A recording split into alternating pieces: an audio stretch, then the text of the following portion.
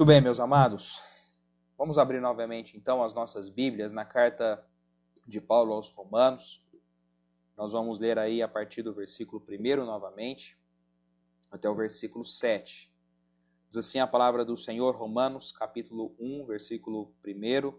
Paulo, servo de Jesus Cristo, chamado para ser apóstolo, separado para o evangelho de Deus, o qual foi por Deus outrora prometido por intermédio dos seus profetas nas Sagradas Escrituras.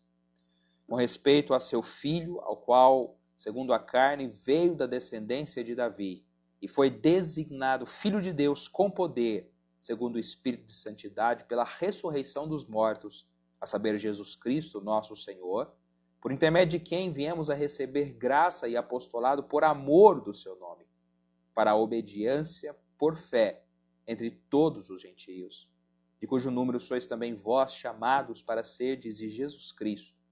A todos os amados de Deus que estáis em Roma, chamados para serdes santos, graça a vós outros e paz, da parte de Deus, nosso Pai, e do Senhor Jesus Cristo. Que Deus abençoe novamente a sua palavra aos nossos corações hoje. Muito bem, meus amados, sem muitas delongas, nós não vamos recordar tudo que nós já mencionamos, até porque os vídeos estão aí no Facebook, os vídeos estão lá no YouTube da Casa de Oração Constituição. Então, se você perdeu algum estudo, depois você pode retornar e rever esses vídeos. Mas hoje nós vamos continuar então aqui na saudação do apóstolo Paulo. Até o versículo 7, Paulo está fazendo a sua saudação àquela igreja em Roma. Igreja essa que Paulo não conhecia pessoalmente, embora ele conhecia vários daqueles irmãos, mas pessoalmente Paulo não conhecia aquela igreja, e era um desejo muito grande que ele tinha de poder visitar aqueles irmãos ali em Roma. Por isso, então, ele vai escrever essa carta para, dentre vários motivos, várias motivações que o levou a escrever essa carta. Ele vai apresentar aquilo que ele prega, aquilo que ele crê, o evangelho do Senhor Jesus Cristo. De fato, por causa disso, nós temos diante de nós sem dúvida nenhuma, a carta mais importante do Novo Testamento. Nós não podemos deixar de salientar isso. Agora, na saudação do apóstolo Paulo, que nós temos nesses primeiros 7 versículos, nós já vimos no versículo 1, as credenciais do apóstolo Paulo, ele se apresentando como servo do Senhor Jesus Cristo, foi chamado para ser apóstolo e foi separado para o evangelho de Deus. Então, Paulo mostra que, de fato, Deus tinha um propósito muito especial para a vida dele. De fato, quando nós lemos sobre a vida do apóstolo Paulo, nós podemos perceber isso de forma bastante clara.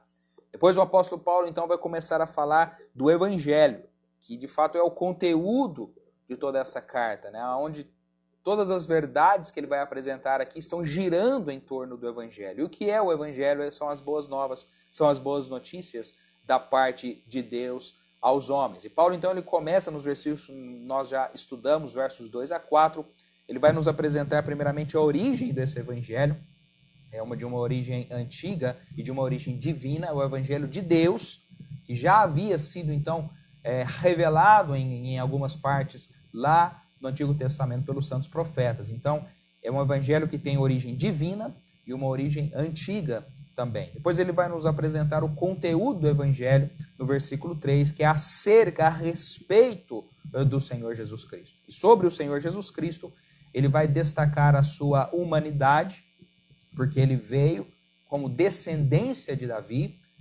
e nós vimos já essa verdade que é nos apresentada aqui. Ele é descendente de Davi segundo a carne, ou seja, ele é o cumprimento da aliança que Deus fez com Davi lá no Antigo Testamento.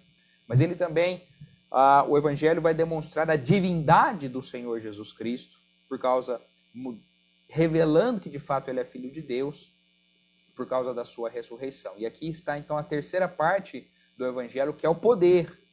É o poder que é revelado pela ressurreição do Senhor Jesus Cristo, e Paulo então vai mencionar isso aí no versículo 4. Hoje nós vamos considerar esses últimos versos 5, 6 e 7, onde nós vamos ver a operação do evangelho.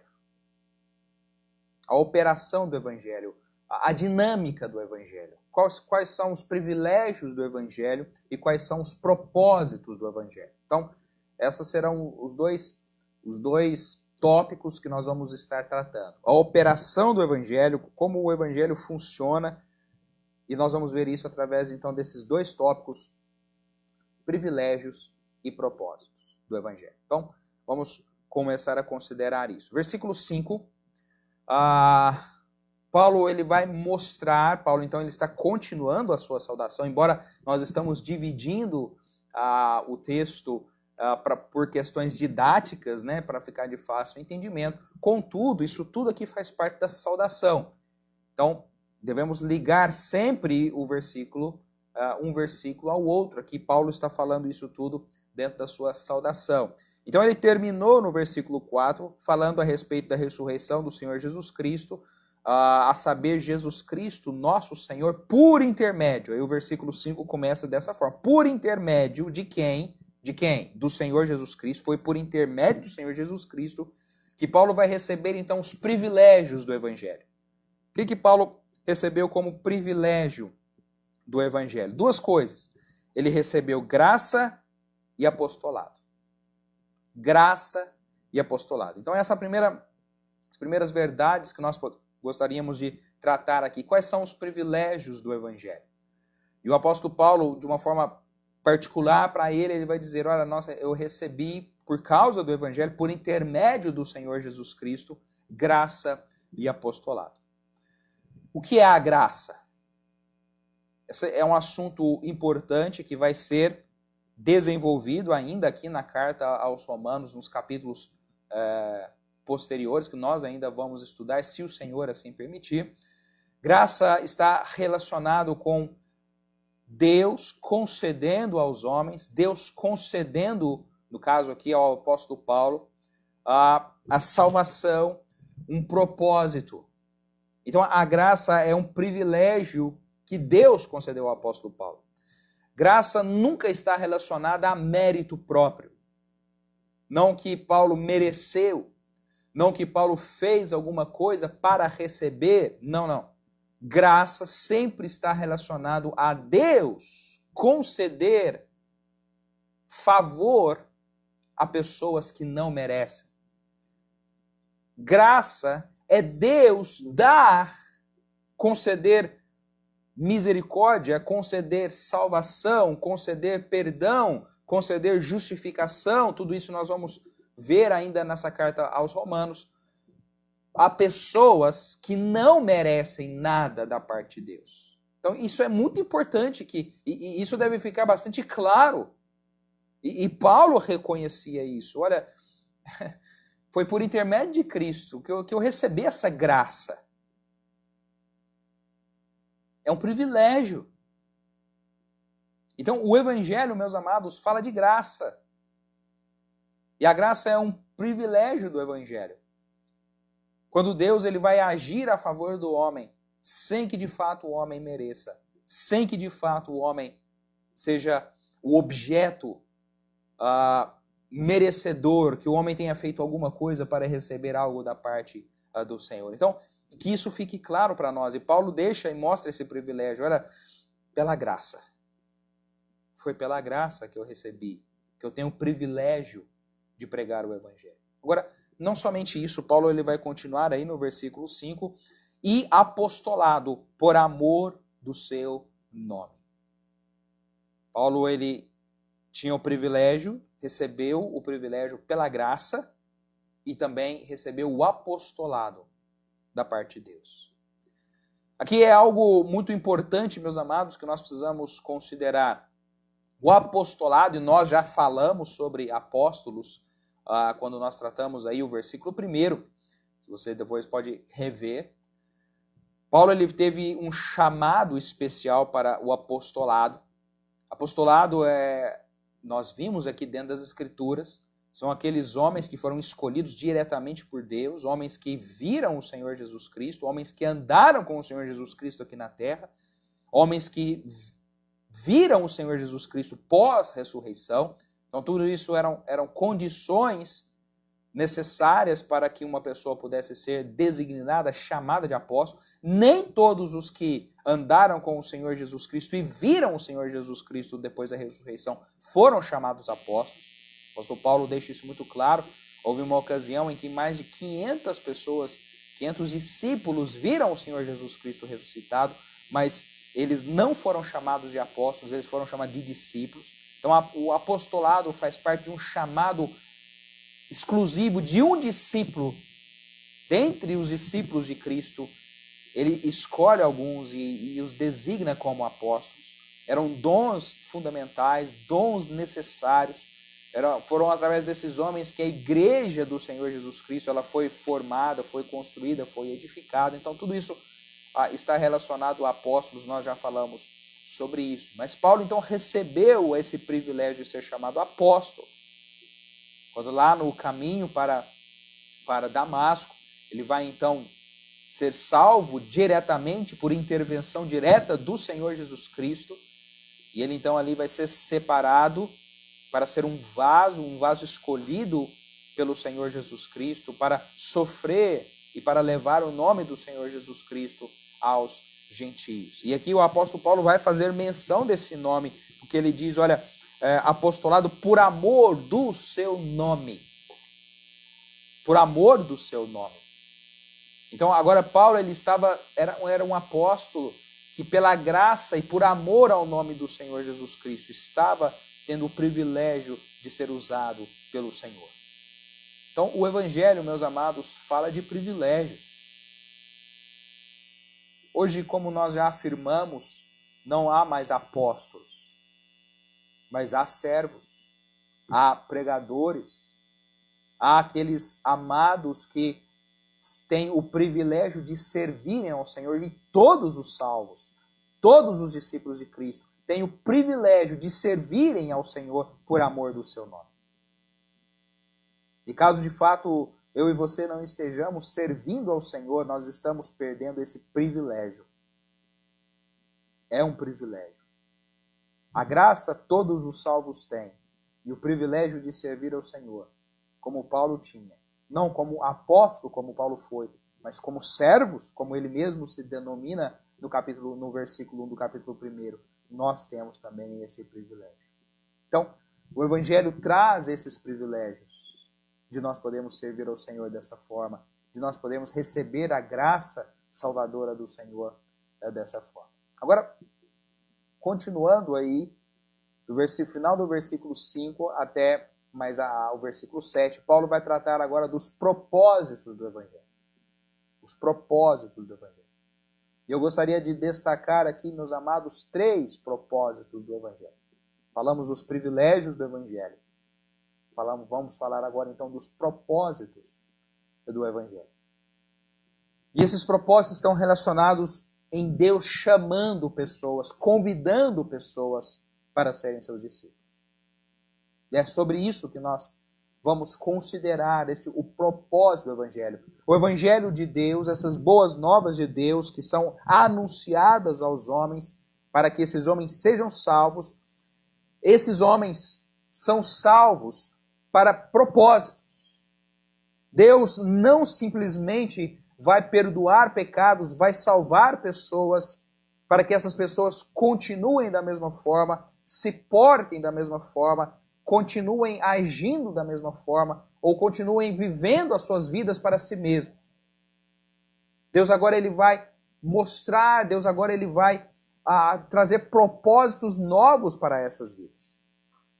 E é exatamente isso que nós vamos considerar. E eu gostaria então de destacar 3 propósitos do Evangelho que o apóstolo Paulo aqui vai destacar diante de nós.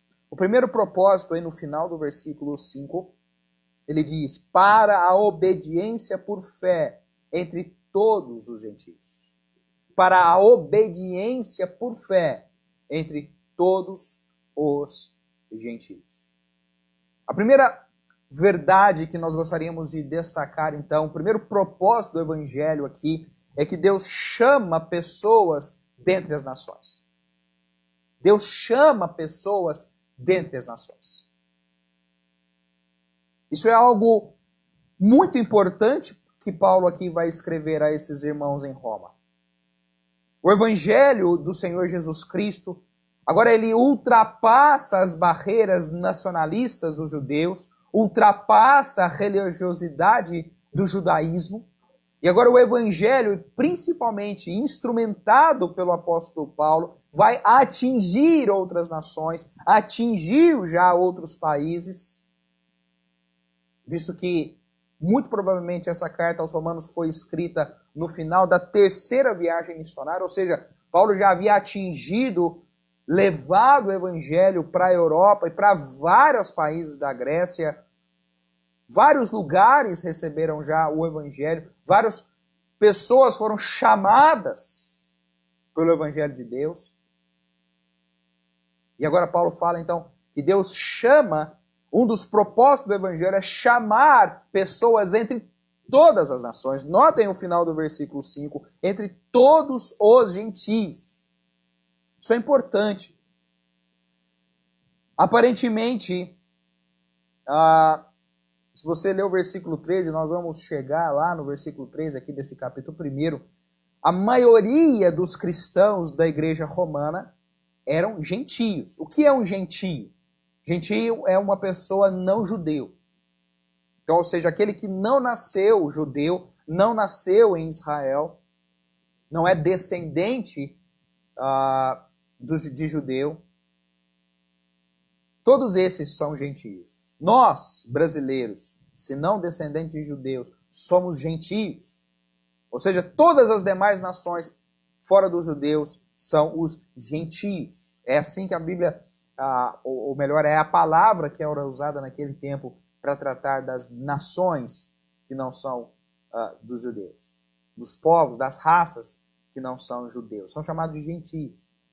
E o apóstolo Paulo ele vai mostrar aqui que o evangelho de Deus, que o evangelho do Senhor Jesus Cristo, ele não, de forma nenhuma, não ficaria restrito aos judeus. Pelo contrário, era propósito de Deus anunciar essa boa nova de salvação entre todas as nações e chamar, entre todas as nações, chamar pessoas para serem salvas, para serem perdoadas. Isso é algo muito importante. O apóstolo Paulo vai falar um pouco sobre isso mais claramente, mais abertamente nos capítulos 9, 10 e 11 dessa carta. Quando Paulo vai falar da posição dos judeus. Paulo vai falar por que os judeus foram deixados de lado nesse tempo. E por que agora Deus vai voltar os seus olhos para os gentios, para as demais nações. Paulo vai explicar as razões disso nos capítulos 9, 10 e 11 dessa carta. Então eu não vou adiantar aqui muito não. Mas um dos propósitos do evangelho é exatamente chamar pessoas das demais nações para pertencerem a Deus, para serem salvos pelo Senhor. Então esse é um dos propósitos do evangelho. O nosso amado Salvador deixou isso muito claro em Mateus capítulo 28, antes dele ser assunto aos céus, retornar aos céus, ele deixou uma ordem muito clara aos seus discípulos: ide por todo Israel e fazer discípulos. É isso? Não. O texto ali diz ide por todo o mundo. Pregai o evangelho a todas as nações. E batizai-os em nome do Senhor Jesus Cristo, para que sejam feitos discípulos. Notem isso. Ide por todo o mundo e pregai o evangelho a todas as nações. Já era desejo, já era propósito de que as demais nações fossem alcançadas. Novamente mencionando capítulo 10 da carta aos Romanos, aqui mesmo o apóstolo Paulo vai usar inclusive textos do Antigo Testamento, textos, por exemplo, do livro do profeta Isaías, onde ali Deus já revelava muito tempo antes que as nações seriam abençoadas, que as nações teriam o privilégio de ouvir o evangelho. Então, todas as coisas Deus já tinha dentro do seu coração o interesse de levar essas boas novas, não somente aos judeus, mas também aos gentios, às demais nações. E, meus amados, esse propósito tem sido cumprido, porque se nós hoje estamos aqui, nós que não somos judeus, fomos alcançados por esse evangelho de Deus, significa de fato que esse propósito do evangelho tem sido alcançado. Não que todas as pessoas já tiveram a oportunidade de ouvir o evangelho, mas Deus já tem, nos últimos 2000 anos, chamado pessoas de várias nações, de várias línguas, de várias raças, de vários povos, de várias tribos, no mundo inteiro, sem nenhuma discriminação. Deus tem chamado. Independentemente de cor, independentemente de raça, independentemente de poder financeiro, Deus tem chamado em todo o mundo. O evangelho é um evangelho que não faz nenhuma acepção de pessoas. Todos podem ser chamados. Nem todos crerão. Nem todos aceitarão o convite do evangelho. Nem todos serão salvos. Mas o evangelho vai poder chegar, é propósito do evangelho, chegar a esses demais nações. E aqui o apóstolo Paulo então deixa isso bastante claro. Então, o primeiro propósito do evangelho, chamar pessoas para serem salvas dentre as nações. Agora, não somente isso. O evangelho tem um outro propósito. Olha o versículo 6. Paulo vai falar daqueles irmãos em Roma que eram gentios, de cujo número sois também vós. Então Paulo vai dizer, vocês também fazem parte destes que foram chamados entre as nações. Agora, veja agora o segundo propósito do evangelho. Chamados para serdes de Jesus Cristo. Chamados para serdes de Jesus Cristo. Esse é o segundo propósito do evangelho. Chamar para pertencer a Jesus Cristo. Esse é um propósito muito claro do evangelho.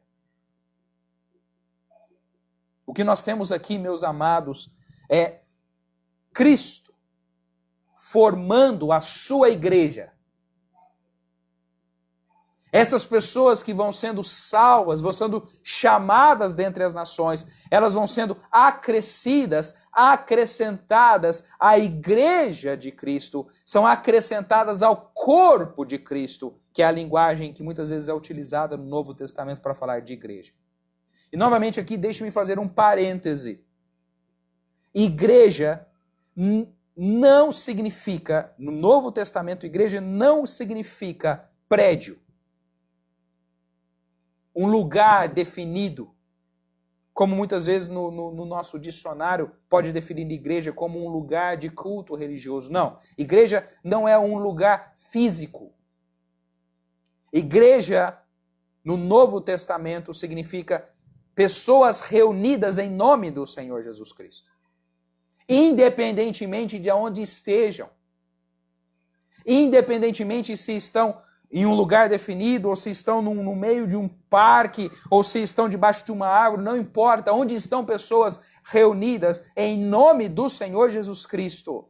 Ali está a igreja.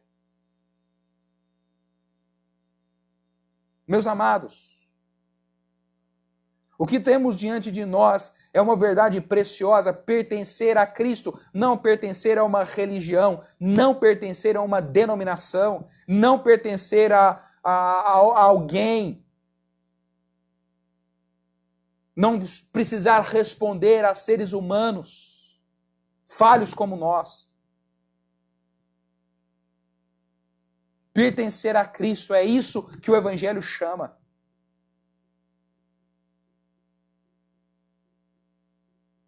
Meus amados, que verdade preciosa.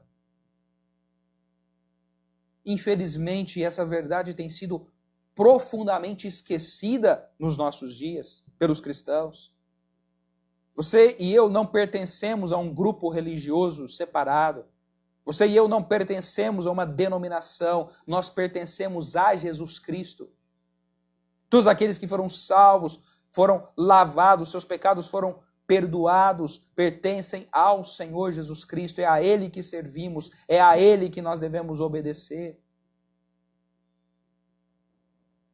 É muito triste quando nós contemplamos pessoas que seguem líderes religiosos, pessoas que seguem figuras humanas, quando na verdade nós não pertencemos a nenhum homem, nós pertencemos ao Senhor Jesus Cristo. Que isso possa se ficar claro aos nossos corações. O Evangelho nos chama para pertencermos ao Senhor Jesus Cristo. Nós voluntariamente pertencemos a Ele. Nós lemos no final do versículo 5, nós obedecemos pela fé. É a evidência que de fato nós cremos no Senhor Jesus Cristo. É quando nós nos dispomos a obedecê-lo. É quando nós de fato revelamos a quem nós pertencemos. Quando nós obedecemos pela fé ao Senhor Jesus Cristo. Que realmente nós possamos contemplar esta realidade, esse propósito do Evangelho. Nós somos chamados para pertencermos ao Senhor Jesus Cristo. E por causa de pertencer ao Senhor Jesus Cristo, olha a continuidade aí no versículo 7. A todos os amados de Deus que estais em Roma. Por causa de pertencermos ao Senhor Jesus Cristo, nós nos tornamos amados de Deus. Amados de Deus. Alguém pode dizer, mas de fato Deus ama a todos. A Bíblia claramente nos ensina em João capítulo 3, versículo 16, que Deus amou ao mundo de tal maneira que deu seu Filho unigênito para que todo aquele que nele crê não pereça, mas tenha a vida eterna. Deus ama ao mundo a ponto de enviar Jesus Cristo para providenciar um meio pelo qual o homem possa ser salvo dos seus pecados. É verdade. É uma realidade que a Bíblia nos coloca. Mas a palavra que Paulo usa aqui, amados por Deus, fala de um aspecto mais íntimo de amor. Deus ama os homens querendo que todos sejam salvos, querendo que todos cheguem ao arrependimento. Mas amados de Deus são somente aqueles que já pertencem ao Senhor Jesus Cristo. Aqui nós temos algo fenomenal. Nós nos tornamos importantes. Deus nos considera, Deus nos ama por causa de pertencermos ao Senhor Jesus Cristo. Nós não podemos confundir essa realidade. Muitas vezes você vai escutar homens usando a Bíblia e dizendo, olha, você é importante para Deus. Deus não pode viver sem você. Isso não é verdade, a Bíblia não nos ensina isso. Pelo contrário, nós vamos ver aqui nos capítulos posteriores que nós somos todos pecadores, somos indesculpáveis diante de Deus, estamos condenados diante de Deus, essa é a realidade que a Bíblia vai nos apresentar. Mas Deus, no seu amor, apesar de nós sermos pecadores, apesar de nós sermos rebeldes contra Ele, apesar de nós, Deus revelou o seu amor, Deus revelou a sua graça e Deus oferta a salvação. Deus chama, convida para que creiam no Evangelho. E depois que uma pessoa aceita, crê, é salva por Deus, então aí ela se torna amado de Deus. Aí sim ela se torna importante para o Senhor. Porque ela entrou agora em um novo relacionamento com Deus. Ela deixou de ser um pecador condenado e agora ela se tornou filho de Deus. Ninguém nasce filho de Deus. Isso é outro clichê muitas vezes usado que a Bíblia não apoia em nenhum lugar das Escrituras. Ninguém é naturalmente filho de Deus. Todos nós somos criaturas de Deus. Filhos de Deus são somente aqueles que depositaram a sua fé no Senhor Jesus Cristo. A esses, quem creu no Senhor Jesus Cristo, João capítulo 1, versículo 12, a esses Deus deu a autoridade e o poder de serem chamados filhos de Deus, a saber, aos que creem em seu nome. Por isso Paulo fala da obediência pela fé aqui no final do versículo 5. Somente aqueles que obedeceram e creram no Senhor Jesus Cristo, ouviram o Evangelho, creram, esses são feitos filhos de Deus e se tornam amados de Deus. Agora são valorizados por Deus. No sentido de que agora entraram num relacionamento de pai e filho. Agora Deus os trata como filhos. E como filhos, e se você tem filhos, sabe que muitas vezes eles podem ser difíceis. Muitas vezes eles podem fazer coisas que nos desagradam, mas nunca deixam de ser os nossos filhos. Nunca deixam de receber o nosso amor. E é assim também o nosso relacionamento. Nós somos agora amados de Deus. Então, meu querido, eu não sei pelo que você talvez possa estar passando, mas se você já é salvo por Deus, se você já é filho de Deus, se você de fato já experimentou da graça salvadora e obedeceu por fé ao Evangelho, você é amado de Deus. Você é amado de Deus. E isso não é pouca coisa. Que eu e você não nos esqueçamos que nós somos amados de Deus. Então, eu estou mencionando isso ainda relacionado aos segundos tópicos, chamados para sermos de Cristo. E sendo de Cristo, nós temos o privilégio de sermos amados de Deus. Agora, o terceiro propósito do Evangelho que eu gostaria de destacar está aí na continuidade do versículo 7. Chamados para serdes santos. Chamados para serdes santos. 3 propósitos do Evangelho. Deus chama entre as nações um povo. Deus chama para pertencermos a Cristo. E pertencendo a Cristo, Deus nos chama para sermos santos. O que significa ser santo? Infelizmente, a palavra santo está associada a algumas figuras humanas, algumas pessoas que viveram na visão dos homens de uma forma diferente, de uma forma altruísta. Algumas dessas pessoas creem que eles podem interceder por nós, eles podem realizar milagres, caso você seja devoto a determinado santo. Infelizmente, essa mentalidade, essa ideia de santo que ficou muitas vezes passou para nós. Não é isso que a Bíblia ensina. Santo não é uma pessoa diferencial e superior espiritualmente. Santo não é uma denominação, um título que se dá a apenas algumas pessoas que atingem um determinado requisito. Não, não é isso que é santo na Bíblia. Santo na Bíblia são todos aqueles que pertencem a Cristo. Estes são santos. O que significa a palavra santo? Ela tem 2 significados. Quando a palavra santo está relacionada e dirigida a Deus, Deus, por exemplo, é chamado de santo, santo, santo. Isaías capítulo 6. Está falando de pureza. Está falando de alguém que é completamente isento de mal, de pecado, de sujeira. E nesse aspecto, somente Deus pode ser chamado de santo, no sentido de ser completamente puro e isento de mal. Agora, quando a gente vai para um texto como esse, é dito de pessoas chamadas santas, homens e mulheres chamados santos. E neste sentido, não está atribuindo a esses homens e mulheres santidade no sentido de serem completamente isentos de pecados e do mal. Não, porque eu e você sabemos que não existe pessoas que são isentas de pecado. Não sejamos hipócritas, não há ninguém na face da terra que seja isento do pecado.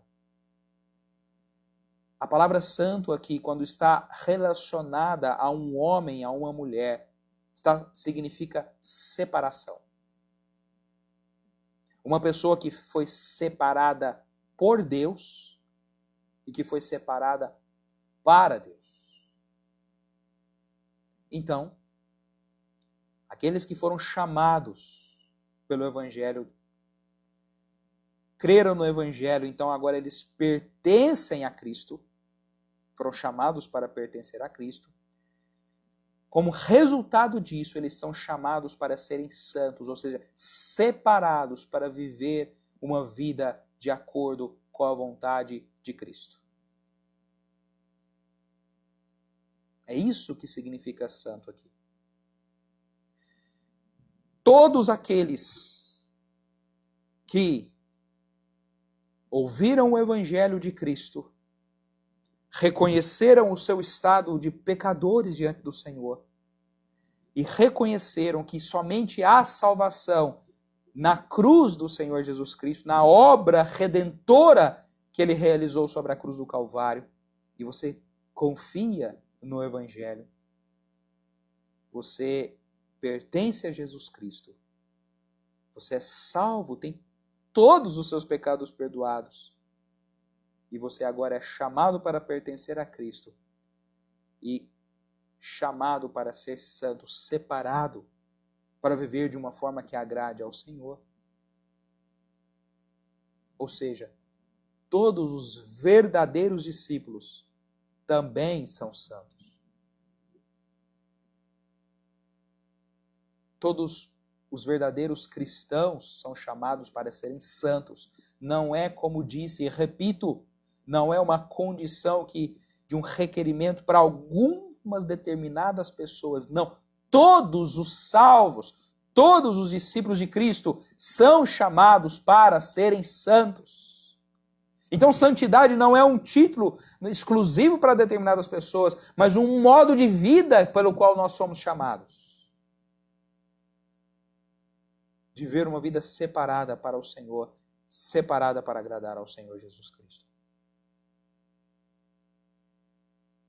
Nós somos chamados para sermos santos. Essa vida de santidade, ela começa com a salvação. Nós vamos estudar isso no capítulo 4 dessa carta. Quando nós cremos no Senhor Jesus Cristo, a santidade de Cristo é imputada em nós, é depositada em nós, é creditada na nossa conta. Essa é a linguagem que é usada ali. É uma linguagem contábil até, Paulo usa. Para falar então dessa santidade sendo debitada, creditada na nossa conta. E essa forma de vida, esse modo de viver em santidade, vai ser muito debatido, muito destacado em Romanos capítulo 12 em diante. E ali Paulo vai mostrar na prática o que significa viver uma vida de santidade. Se nós fomos chamados para sermos santos, como uma pessoa que é santa, no sentido de estar separada para viver para Deus, como essa pessoa vai andar nesse mundo? Romanos capítulo 12 em diante.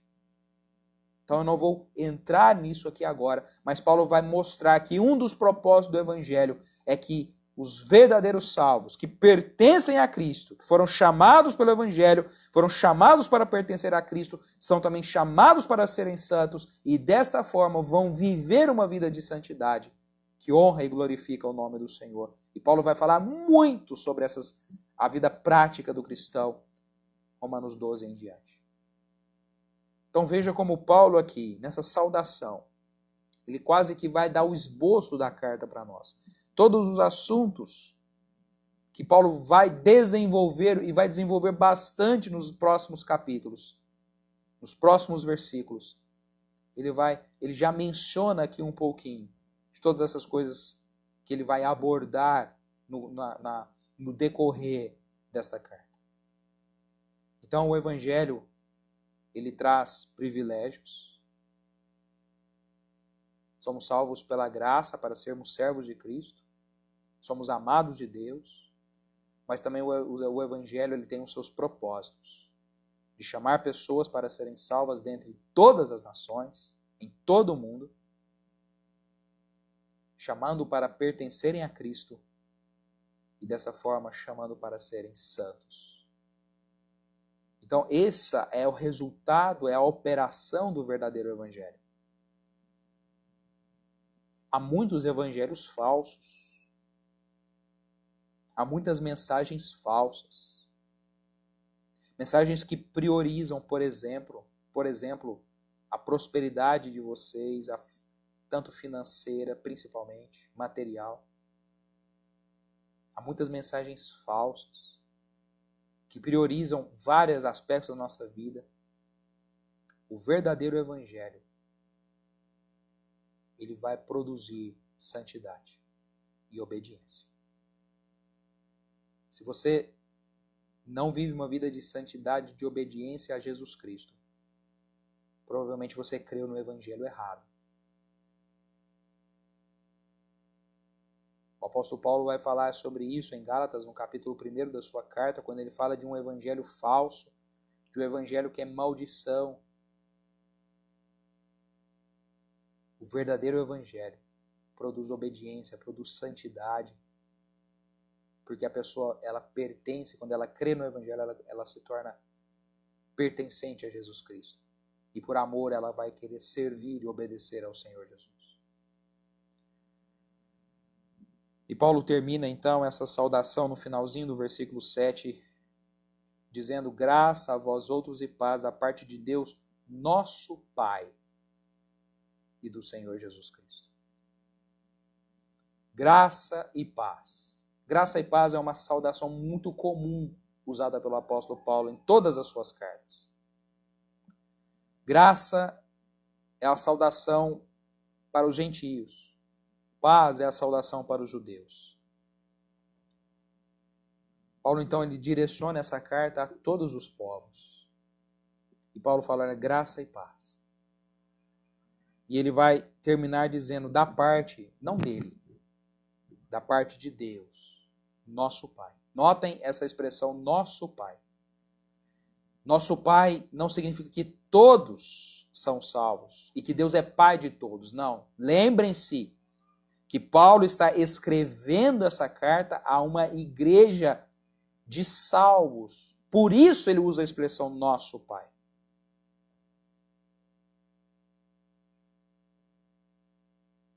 Por isso ele usa essa expressão. Somente os verdadeiros salvos podem chamar Deus de Pai. Por isso Paulo fala nosso Pai. Alguém talvez possa estar pensando, e a oração do Pai Nosso que o Senhor Jesus Cristo ensinou? Mas novamente eu faço a pergunta, a quem o Senhor Jesus Cristo ensinou essa oração? Aos discípulos ou às multidões? Foi aos discípulos. Leia Mateus capítulo 6.